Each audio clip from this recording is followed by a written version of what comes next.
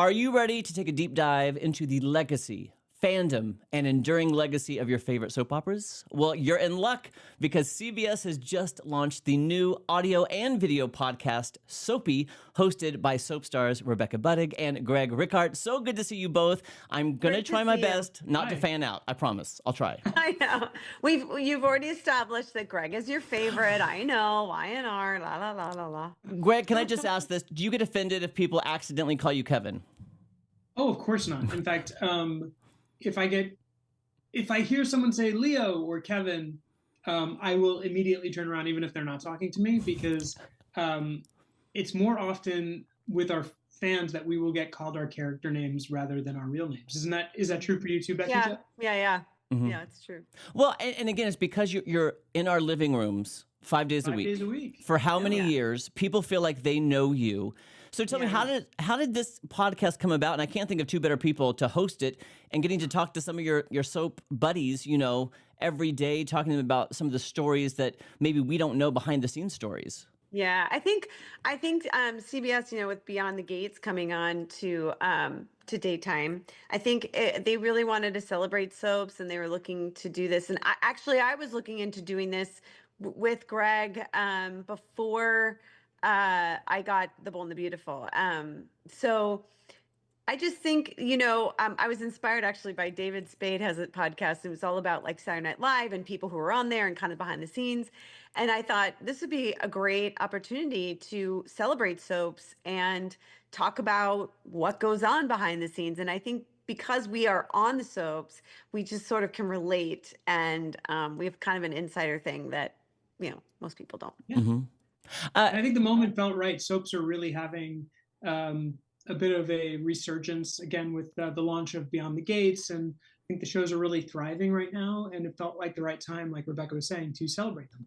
And speaking of too, you get to interview people that you work with sometimes daily, maybe sometimes you've never worked with them, but you know what it's like to go on set and have a script memorized. How is it now just being your own authentic selves, interviewing your friends? What's the difference between the acting side and now the interviewing side of people that you've known? For me, it feels a little bit like as I'm sure the pace at which we work is so quick. There isn't a whole lot of time to hang out on set and to really get to chat. There'll be fleeting moments in a hallway where you run into somebody, and it feels a little bit like that. Like when you see somebody at work in the hallway and there's a few minutes to catch up on life, or if they're involved in a particular storyline where you get to commend them on some of the hard work that they've gotten to do. This feels like that. So I wouldn't say that the challenging part is that because Rebecca and I want to be prepared, it's the work that we do ahead of the interview. But oftentimes it's somebody that we already know. So it's just finding out maybe. But it's also someone we know, but we don't really know. Like there's a lot more that we, like Greg said, we just don't have time to really go deeper. Okay, we may know them professionally, but it's really fun to talk to any number of our guests about how they got their start. Or there's a great episode we have coming up with Melody Thomas Scott, of course, Nikki Newman on Young and the Restless. And I was really curious because Nikki's battled alcoholism for over 40 years on that show. And one of the questions I wanted to know is if her preparation on how she deals with playing drunk, which is a very challenging thing for an actor to do, if that has changed at all through the years. And so again, it gives the audience what we hope is some really fun peeks behind the curtain, some fun cookies, if you will. Well, I've learned something new. I assumed, as my brother and my mom and my grandma, who all watch the soaps, that you guys are all best friends and you guys all hang out and you all know everything about each other's lives, because that's the way we feel watching you on TV. So that's something new I learned. Jeremy, you're right. It is a small community, so there is a sense of that. But we just don't get to go a lot deeper into really their job and how they got there. Yeah. And curious too. There's a great episode coming up with Laura Lee Bell, who, of course, her parents created both Young and Restless and Bold and Beautiful.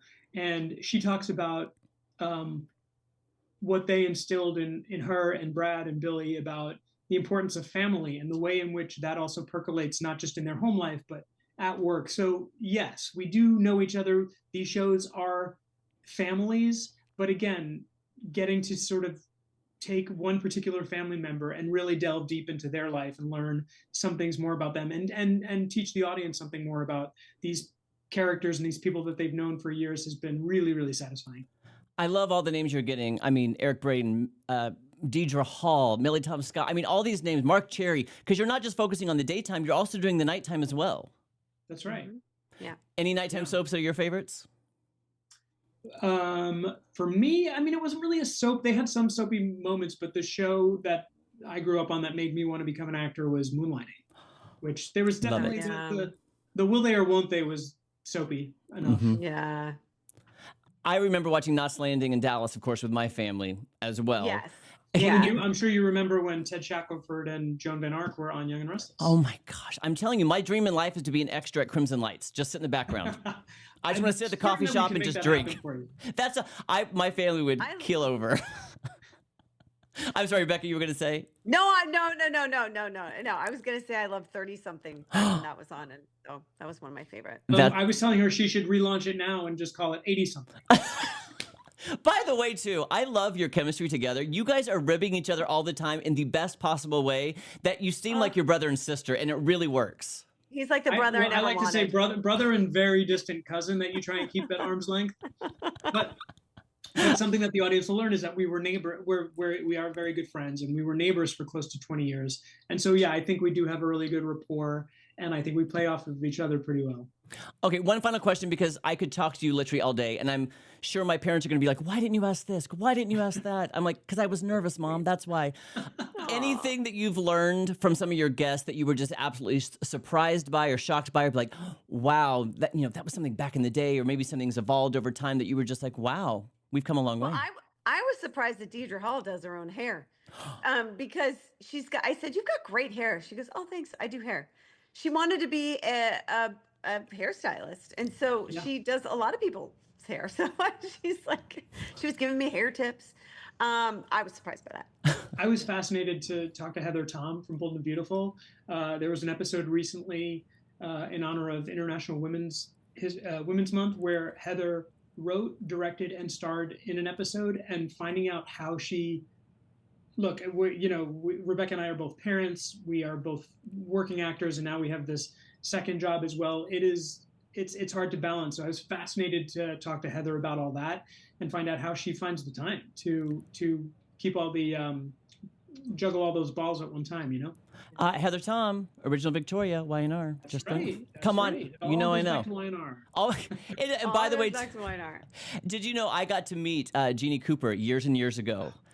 Aww. It was a dream come true. She was such an icon, of course. She was just the greatest, and her name has come up more than one time. Has it really? The episodes that we've shot, she's tremendous, and I think we've all learned from her. But for me in particular, Jeannie taught me that no matter what you're doing on camera, no matter how serious the storyline is, don't ever forget to make it fun.